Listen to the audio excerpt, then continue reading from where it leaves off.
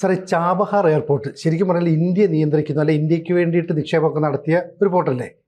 അതെ, തുറമുഖം. ആ ചാബഹാർ പോർട്ടിൽ ഇപ്പോൾ അമേരിക്ക വീണ്ടും കൂടുതൽ ഉപരോധങ്ങൾ ഏർപ്പെടുത്തും എന്ന് പറയുന്നു. ശരിക്കും പറഞ്ഞാൽ ഇന്ത്യക്കുള്ള ഒരു പണി തന്നെയല്ലേ അത്? ഇന്ത്യക്കുള്ള പണിയാണ്. നമ്മൾ കഴിഞ്ഞ ദിവസം ചർച്ച ചെയ്തിരുന്നു, മറ്റേ പാകിസ്ഥാൻ ചൈന ഇടനാഴി അഫ്ഗാനിസ്ഥാനിലേക്ക് നീട്ടും, വേറൊരു രാജ്യം കൂടി. അപ്പൊ പാകിസ്ഥാനുമായിട്ട് ചേർന്ന് നിൽക്കുകയാണല്ലോ അമേരിക്ക പല കാരണങ്ങളും കൊണ്ടും. അപ്പൊ അമേരിക്കയുടെ ഒരു ടാസിറ്റ് സപ്പോർട്ട് എന്ന് പറയില്ലേ, രഹസ്യമായ പിന്തുണ ഇങ്ങനെ ഇന്ത്യക്കെതിരായ പല പ്രവർത്തനങ്ങൾക്കും, അതാണ് ഇതിലും കാണുന്നത്. എന്താന്ന് വെച്ച് കഴിഞ്ഞാൽ ചാബഹാർ അതിന്റെ ഒരു ടെർമിനൽ ഇന്ത്യയാണ് ഓപ്പറേറ്റ് ചെയ്തിരിക്കുന്നത്. ഇന്ത്യ 1500 കോടി രൂപ ചാബഹാറിൽ നിക്ഷേപിച്ചിട്ടുണ്ട്. ഇന്ത്യ ചാബഹാർ ഏറ്റെടുത്തത് എന്താന്ന് വെച്ച് കഴിഞ്ഞാൽ അഫ്ഗാനിസ്ഥാനെ സഹായിക്കാൻ വേണ്ടിയിട്ടാണ്. അഫ്ഗാനിസ്ഥാൻ ലാൻഡ് ലോക്ക്ഡ് ആണ്. അഫ്ഗാനിസ്ഥാന് കടലില്ല. അപ്പോൾ കപ്പലൊന്നും പോയി ചരക്ക് കൊണ്ടുപോകാൻ പറ്റില്ല. അതുകൊണ്ട് നമ്മൾ ചാബഹാർ ഡെവലപ്പ് ചെയ്തിട്ട് അഫ്ഗാനിസ്ഥാനിലേക്ക് ചരക്ക്, പാകിസ്ഥാനെ ബൈപ്പാസ് ചെയ്തിട്ട് ചരക്കെത്തിക്കാനുള്ള ഒരു വഴി, നമുക്കൊരു ഗേറ്റ് വേ. അതുപോലെ തന്നെ സെൻട്രൽ ഏഷ്യ അല്ലേ, ഏഷ്യയുമായിട്ടൊരു ബന്ധം നമുക്ക് അതിന് വേണ്ടിയിട്ടായിരുന്നു. അതിന് പാരവെക്കുന്ന പണിയാണ് ഇപ്പോൾ അമേരിക്ക ചെയ്യുന്നത്. അപ്പോൾ അമേരിക്ക പറയുന്നത് ഇറാനെ ഒതുക്കാനുള്ള പരമാവധി സമ്മർദ്ദത്തിൻ്റെ ഭാഗമായിട്ടാണ്. അമേരിക്ക അഫ്ഗാനിസ്ഥാനിൽ നിന്ന് 2021 വിട്ടു പോയല്ലോ അമേരിക്കൻ സേന. അപ്പോഴും അഫ്ഗാനിസ്ഥാന് ചില സഹായങ്ങൾ എന്നുള്ള നിലയ്ക്കാണ് ഇറാനിലെ ചാബഹാർ പോർട്ട്. അപ്പോൾ ചാബഹാർ പോർട്ട് ഇളവുകൾ കൊടുത്തത് അഫ്ഗാനിസ്ഥാനെ പിന്നീടും സഹായിക്കാൻ വേണ്ടിയിട്ടായിരുന്നു. അതാണ് ഇപ്പോൾ പിൻവലിച്ചിരിക്കുന്നത്.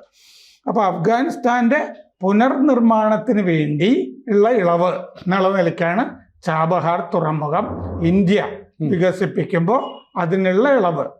ഇറാനിലായിട്ട് പോലും ഇറാന്റെ മറ്റേ ആണവ കരാറിൽ നിന്ന് ട്രംപ് ആദ്യ ഊഴത്തിൽ പിന്മാറിയിരുന്നു. 2015 അല്ലേ? അപ്പോൾ പിന്മാറി കഴിഞ്ഞപ്പോൾ വീണ്ടും ഇത് പ്രശ്നമായല്ലോ. ധാരാളം ഉപരോധങ്ങൾ പിന്നെയും ഇറാനെതിരെ. അവരുടെ ആണവ പദ്ധതിയായിട്ട് മുമ്പോട്ട് പോകുമ്പോൾ അമേരിക്കയും യൂറോപ്പും ഇറാനെതിരെ ഉപരോധങ്ങൾ പ്രഖ്യാപിച്ചു. ഇറാൻ പ്രയാസപ്പെടുന്നുണ്ട്, റഷ്യ മാത്രമാണ് സഹായിച്ചുകൊണ്ടിരുന്നത്. ആകെ ഉണ്ടായിരുന്ന ഒരു ഇളവ് ഇപ്പം പിൻവലിച്ചിരിക്കുന്നു. സെപ്റ്റംബർ 29 ഇത് നിലവിൽ വരും എന്നാണ് പറഞ്ഞിരിക്കുന്നത്. ഈ മാസം 29 മുതൽ ഇളവുകൾ ഉണ്ടാവില്ല, ചാബഹാറിന് ഇളവുകൾ ഉണ്ടാവില്ല. 2018 നവംബറിലാണ് ഈ ചാബഹാർ തുറമുഖത്തിന് ഇന്ത്യ ഏറ്റെടുക്കുന്നതും ഇളവുകൾ പ്രഖ്യാപിക്കുന്നത്. അത് ഇന്ത്യയുടെ കൂടി ശ്രമബലമായിട്ടാണ്. ഞങ്ങളിങ്ങനെ ഒന്ന് ചെയ്യുന്നു, ഞങ്ങൾക്ക് ഇളവ് വേണം എന്ന് പറഞ്ഞിട്ടാണ്. 2019 ഫെബ്രുവരിയിൽ അഫ്ഗാനിസ്ഥാൻ പുതിയ കയറ്റുമതി പാത ചാബഹാർ വഴിയുള്ളത് റെഡിയാക്കുകയും ചെയ്തു. ചാബഹാറിലെ ഷാഹിദ് ബെഹസ്തി ടെർമിനൽ ആണ് ഇന്ത്യ വികസിപ്പിച്ചുകൊണ്ടിരിക്കുന്നത്. തുറമുഖത്തിലെ ദീർഘകാല പങ്കാളിത്ത കരാറ് ഇറാനുമായിട്ട് നമ്മൾ ഒപ്പുവെച്ചിട്ടുമുണ്ട്. 2024 കഴിഞ്ഞ കൊല്ലം വീണ്ടും കരാറ് പുതുക്കി ഒപ്പിട്ടു. തുറമുഖത്തെ ഇന്ത്യൻ ഓപ്പറേറ്റേഴ്സ് ഉണ്ട്, കച്ചവടക്കാരില്ലേ, ഓപ്പറേറ്റർമാരും ഒക്കെ. അവർക്ക് ഇപ്പൊ ഈ ഇളവ് പിൻവലിച്ചത് വലിയ തിരിച്ചടിയായിരിക്കും ഇന്ത്യയുടെ ഓപ്പറേറ്റർമാർക്ക്. കാരണം അമേരിക്കയുടെ പിഴ ചുമത്തുമല്ലോ ഇനി. ആ പിഴ മുഴുവൻ ഇന്ത്യൻ ഓപ്പറേറ്റേഴ്സിന്റെ മുകളിൽ വരും. മാത്രമല്ല, ആ ഇന്ത്യൻ ടെർമിനലിന്റെ ഭാവി എന്തായിരിക്കും, ഇന്ത്യക്ക് ഇനി ഇത് ഓപ്പറേറ്റ് ചെയ്തിട്ട് കാര്യമുണ്ടോ, ഇതൊക്കെ വിലയിരുത്തണ്ടേ. ഒരു ഇളവും ഇല്ലല്ലോ. അപ്പൊ ആ തുറമുഖം ഇന്ത്യ ഇനി ഓപ്പറേറ്റ് ചെയ്യേണ്ട കാര്യമുണ്ടോ എന്നൊക്കെ ഇന്ത്യ ആലോചിക്കേണ്ടി വരും. പാകിസ്ഥാനെ ബൈപ്പാസ് ചെയ്തിട്ട് അഫ്ഗാനിസ്ഥാനിലേക്കും മധ്യേഷ്യയിലേക്കും പോകാനുള്ള ഒരു വാതിൽ ആയിരുന്നു നമുക്ക് ചാബഹാർ തുറമുഖം. ഗൾഫ് ഓഫ് ഒമാൻ ഉൾക്കടലിലാണ് ചാബഹാർ തുറമുഖം നിൽക്കുന്നത്. അപ്പോൾ ആ റീജിയനിൽ തന്നെ, ആ മേഖലയിൽ തന്നെ കച്ചവടത്തിന് നമ്മളെ സഹായിക്കുമായിരുന്നു ചാബഹാർ തുറമുഖം. അഫ്ഗാനിസ്ഥാനിലേക്കുള്ള ഒരു സഹായ ചാനൽ ഇല്ലേ, ഹ്യൂമാനിറ്റേറിയൻ എയ്ഡില്ലേ, ജീവകാരുണ്യ പ്രവർത്തനങ്ങൾ, അതിനും പറ്റിയ തുറമുഖമായിരുന്നു ഇത്. 80 ലക്ഷം ടൺ ചരക്ക് സമീപകാലത്ത് ചാബഹാർ തുറമുഖം വഴി കൈകാര്യം ചെയ്തിട്ടുണ്ട്. ആയിരക്കണക്കിന് കണ്ടെയ്നറുകൾ അവിടെ കൈകാര്യം ചെയ്യുന്നുണ്ട്. 1,00,000-ൽ നിന്ന് 5,00,000 TEU ശേഷിയാക്കാനുള്ള ഒരു പദ്ധതി ഉണ്ടായിരുന്നു. TEU ശേഷി എന്ന് പറഞ്ഞാൽ കണ്ടെയ്നറുകളുടെ 20 ഫുട്ട് ഇക്വലന്റ് യൂണിറ്റ് എന്നാണ് അതിന് പറയുന്നത്. അതായത് കണ്ടെയ്നർ ചരക്കിൻ ശേഷിയുടെ യൂണിറ്റാണ് അത് അളക്കുന്നത്. കണ്ടെയ്നർ ചരക്ക് ശേഷിയുടെ 20 അടി നീളമുള്ള ഒരു കണ്ടെയ്നറിൽ എത്ര വോളിയം കൊള്ളും, അതാണ് ഈ ശേഷി എന്ന് പറയുന്നത്. അത് 1,00,000-ൽ നിന്ന് 5,00,000 TEU ആക്കാൻ, 5 ഇരട്ടിയാക്കാൻ എന്ന് പറഞ്ഞാൽ കണ്ടെയ്നർ കൈകാര്യം ചെയ്യുന്നത് 5 ഇരട്ടിയാകുമായിരുന്നു അവിടെ. അതാണ് ലളിതമായിട്ട് പറയാവുന്നത്. അപ്പോഴാണ് ഈ സംഗതി വരുന്നത്. ഇതിനെ റെയിൽവേയുമായി 2026 മധ്യമൊക്കെ ആവുമ്പോൾ റെയിൽവേയുമായിട്ടും ഇതിനെ ബന്ധിപ്പിക്കുമായിരുന്നു, ചാബഹാർ തുറമുഖത്തിനെ. ആ പണിയും ഇപ്പോൾ നടന്നു വരികയായിരുന്നു. ആ റെയിൽവേയുടെ പണിയും നടന്നു വരികയായിരുന്നു.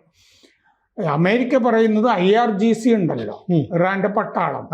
ആ പട്ടാളം രാജ്യാന്തര, അതായത് അനധികൃതമായ ബാങ്കിങ്, ഫിനാൻസ്, ഈ ഉപരോധം ഉള്ളതുകൊണ്ട് അനധികൃതമായ ധനകാര്യ പരിപാടികൾ, ഇടപാടുകൾ നടത്തുന്നുണ്ട് എന്നാണ് പറയുന്നത്. 120 മില്യൺ ഇന്ത്യ ഇൻവെസ്റ്റ് ചെയ്തിട്ടുണ്ട് ഈ തുറമുഖത്തിൽ. 1058 കോടി രൂപ വരും. അപ്പൊ ഇന്ത്യക്ക്, നമ്മൾ ഇന്നലെ മറ്റേത് ചർച്ച ചെയ്തിരുന്നു, ഇടനാഴിയിലെ അഫ്ഗാനിസ്ഥാൻ. നമ്മൾ അഫ്ഗാനിസ്ഥാനുമായിട്ട് വളരെ പതുക്കെയാണ് ബന്ധം പുതുക്കി വരുന്നത്. പക്ഷെ ചൈന വളരെ വേഗത്തിലാണ്. അപ്പൊ ചൈനയുടെയും ഒരു സ്വാധീനത്തിൽ അഫ്ഗാനിസ്ഥാൻ, നമ്മുടെ അയൽ രാജ്യം, വന്നുപെടുന്നു.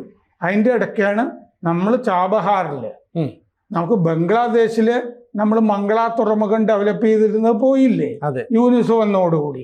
അപ്പൊ നമ്മള് ചൈന പല തുറമുഖങ്ങളും ഇങ്ങനെ ഏറ്റെടുത്ത് അവരിങ്ങനെ കൊണ്ടുപോകുന്നുണ്ട് ക്ലീനായിട്ട്. നമുക്ക് തിരിച്ചടികൾ വരുന്നു. അതിലിപ്പോൾ അവസാനത്തെ തിരിച്ചടിയാണ് ചാബഹാറിൽ വന്നിരിക്കുന്നത്. ശരിക്കും പറഞ്ഞാൽ ഈ ചാബഹാർ എന്ന് പറയുന്നത് ഇന്ത്യയെ സംബന്ധിച്ച് വളരെ നിർണായകമായ ഒരു പോർട്ട് കൂടി ആയിരുന്നില്ല. അപ്പോൾ ഇറാനുമായിട്ട് ഇന്ത്യക്കുള്ള ബന്ധത്തിൻ്റെ ഒരു ദൃഢതയുണ്ട്. വേണമെങ്കിൽ ഇന്ത്യക്ക് ഇറാന് അത് തരാതിരിക്കാമായിരുന്നു, പക്ഷേ എന്നിട്ടും തന്നു. ഇവിടെ ഇപ്പം ഇറാനോടുള്ള ശത്രുത അമേരിക്കയ്ക്കുണ്ടോ, ഒപ്പം ഇന്ത്യയോടുള്ള ശത്രുതയുണ്ട്. അപ്പം അമേരിക്ക ഇന്ത്യയുടെ കാണിക്കുന്ന സ്നേഹമൊക്കെ വെറുതെ അല്ലേ. ഇപ്പം ഡിയർ ഫ്രണ്ട് മോദി എന്നൊക്കെ പറഞ്ഞ് ബർത്ത്ഡേക്ക് വിഷും ചെയ്തു. അപ്പം മറുവശത്തൂടെ പണിഞ്ഞുകൊണ്ടിരിക്കുന്നു. ഇനിയും വിശ്വസിക്കാമോ അമേരിക്ക? അപ്പോൾ അതെ, നമ്മൾ കച്ചവടമാണല്ലോ ട്രംപിനെ സംബന്ധിച്ച് പ്രധാനം. അപ്പോൾ ശത്രുവിനും മറ്റേ ബർത്ത്ഡേ ഗ്രീറ്റിംഗ്സ് ഒക്കെ അയക്കുന്ന പോലെ ഒരു കച്ചവട ബന്ധം നിലനിർത്തണം എന്നുള്ളതുകൊണ്ടാണ്. നമ്മുടെ ഈ ചീഫ് ഇക്കണോമിക് അഡ്വൈസർ ഇന്നലെയും പറഞ്ഞിട്ടുണ്ട്, നവംബർ അവസാനമൊക്കെ ആവുമ്പോൾ 25% പിഴ അമേരിക്ക എടുത്ത് കളയാൻ സാധ്യതയുണ്ട്. 10-15% മറ്റേ 25% ഉണ്ടല്ലോ റെസിപ്രോക്കൽ, പകരം തീരുവ, അത് 10-15% കുറയ്ക്കാനും സാധ്യതയുണ്ട് എന്ന് ഇന്നലെ പറഞ്ഞത് ഞാൻ വായിച്ചിരുന്നു. വലിയ പ്രതീക്ഷയൊന്നും നമ്മൾ അതിൽ വെച്ച് പുലർത്തേണ്ടതില്ല എന്നാണ് ഈ അമേരിക്കയുടെ നടപടികൾ കാണുമ്പോൾ നമുക്ക് മനസ്സിലാകുന്നത്. കാരണം നമ്മൾ നയതന്ത്ര തലത്തിൽ ഇടപെട്ടത് കൊണ്ടാണ് അന്ന് അമേരിക്കയിൽ നിന്ന് നമ്മൾ ഈ ഇളവ് പിടിച്ചു വാങ്ങിയത്.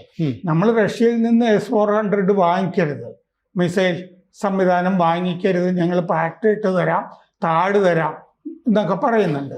നമ്മൾ ആവശ്യമില്ലാതെ അവിടെ നിന്ന് വിമാനങ്ങൾ വാങ്ങിച്ചു കൂട്ടണം എന്ന് അമേരിക്ക പറയുന്നുണ്ട്. കാരണം അമേരിക്കയ്ക്ക് 35 ട്രില്യൺ കടമൊക്കെ ഉണ്ടല്ലോ. അപ്പൊ അതുകൊണ്ട് പല ജപ്പാനോട് ചെന്നിട്ട് പറയുന്നുണ്ട് പല സംഗതികളും അവിടെ നിന്ന് വാങ്ങണമെന്ന്. ബോയിങ് കമ്പനി പ്രതിസന്ധിയിലാണ്. ഇതിനെ രക്ഷപ്പെടുത്തേണ്ടതൊക്കെ ആഗോള രാജ്യങ്ങളുടെ ചുമതല എന്നുള്ള മട്ടിലാണ് ട്രംപ് നിലകൊള്ളുന്നത്.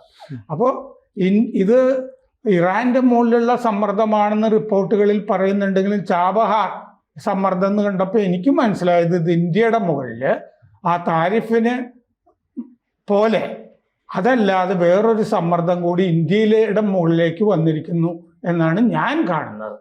അതാണ് അതിന്റെ ശരിയും. കാരണം ഇന്ത്യക്കിട്ടൊരു പണി തന്നിരിക്കുകയാണല്ലോ. വേറൊരു രാജ്യത്ത് നമ്മളൊരു തുറമുഖം ഓപ്പറേറ്റ് ചെയ്യുന്നു. അതങ്ങനെ എളുപ്പത്തിൽ വേണ്ട. ഞങ്ങളുടെ കയ്യിൽ ഒരു പിടി വേണം. ഒരു പിടി നേരത്തെ ഉള്ളതാണ്. അതുകൊണ്ട് അതിനും കൂടി ഇന്ത്യക്കെതിരെ വേറൊരു ഉപരോധം വന്നിരിക്കുന്നു. ഇറാനെതിരെ മാത്രമല്ലല്ലോ, അതാണ് സംഭവിച്ചിരിക്കുന്നത്. ഇന്ത്യക്കെതിരെ ഒരു പരോക്ഷ ഉപരോധം സംഭവിച്ചിരിക്കുന്നു. കൂടുതൽ വാർത്തകളും വിശേഷങ്ങളും നിങ്ങളിലേക്ക് എത്താൻ ABC മലയാളം സബ്സ്ക്രൈബ് ചെയ്യുക, ബെൽ ബട്ടണും അമർത്തുക.